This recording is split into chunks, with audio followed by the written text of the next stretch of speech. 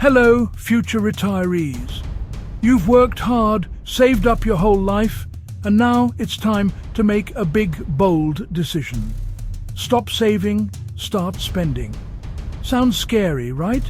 But trust me, it's all part of the plan.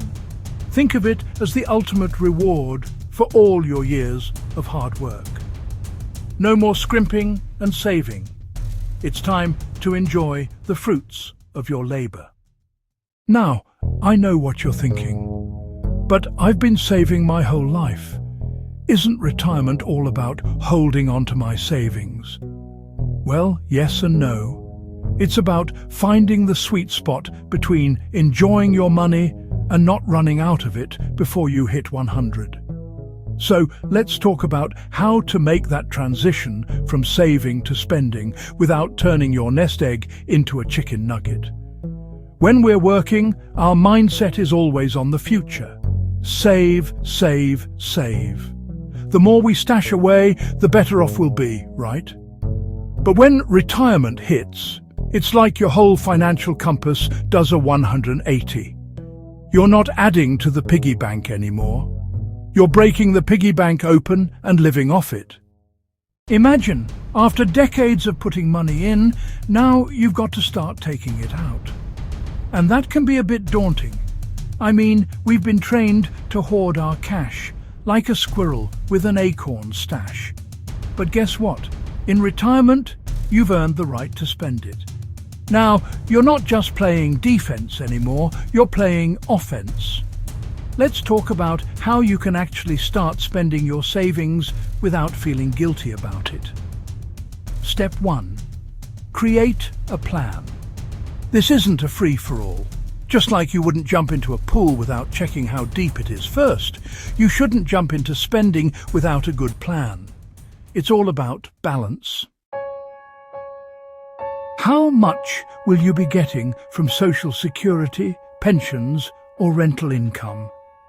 This is your baseline, your steady income stream, like the paycheck you were used to, but without the alarm clock. How much should you be taking from your retirement accounts? IRAs, 401ks and the like? The general rule is to aim for 4% per year. So, if you've got a $1 million nest egg, you can take out $40,000 a year. But let's not get too crazy.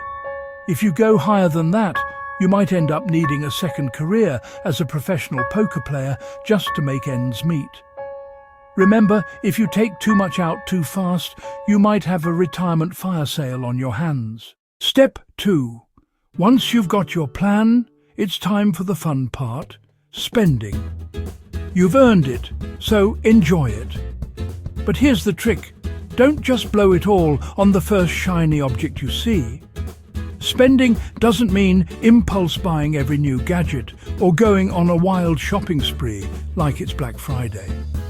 Instead, think of it as a new way of living. The goal is to take that money you've saved and use it to live a life full of experiences. Do you want to travel? Go on an epic road trip? Maybe learn how to paraglide over the Swiss Alps. Or how about buying that boat you always dreamt of? Sure, maybe it's a tiny rowboat, but it's yours and it's retirement. Now, let's talk about finding the balance between enjoying your money and keeping some for the long haul. We don't want you blowing through your savings like you're in a casino, but we also don't want you hiding under your covers counting every penny. Think of it like a balance beam. You've got to be careful not to tip over into either extreme. If you save too much, you'll miss out on the fun of retirement. If you spend too much, well, let's just say your later years might look a little less glamorous. The goal is to spend wisely. Sure, spend on the bucket list items, but keep an eye on your budget. It's okay to splurge on a few things, but be strategic. Maybe cut back on things that don't matter. Do you really need to buy the fancy coffee every day? Or can you downgrade to the regular kind? Believe me, the extra $4 a day adds up. Now, I know what's going through your mind. I've worked so hard for this money. it's hard to enjoy spending it. It's like, after all those years of dieting, you finally get the cheeseburger, and now you feel guilty. But guess what? No guilt allowed. The whole reason you saved this money was so you could enjoy your retirement. Think of it like a vacation. You don't feel guilty spending money on a vacation because you know it's for your mental health and well-being. Retirement is the same. It's your time to enjoy life. One key to spending in retirement is shifting your mindset. You spent decades saving for this moment, and now that it's here, you should feel proud. Enjoy the fruits of your labor. You deserve it. Okay, I'm going to drop a little secret on you, the 80% rule. No, it's not a new superhero movie coming out next year. It's a smart retirement principle. It says that in retirement, you'll probably need around 80% of your pre-retirement income to maintain your lifestyle. Why? Because a lot of your work-related expenses disappear.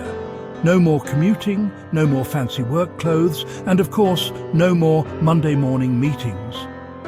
So, if you were making $100,000 a year, you might only need about $80,000 in retirement. Use that as a guideline when planning your spending.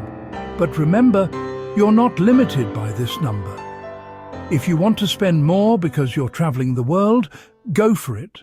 So, my friends, now it's your turn to flip the switch. You've spent decades saving and planning for this moment, and now it's time to live it up. Remember, retirement is all about balance, spending wisely and enjoying the fruits of your labor. So, don't be afraid to stop saving and start spending. Just make sure you've got a plan. And hey, if you're going to splurge on anything, maybe make it a beach chair, margarita in hand, and a beautiful sunset. Cheers to enjoying the retirement you've worked so hard for. Until next time, stay relaxed, stay happy, and spend wisely.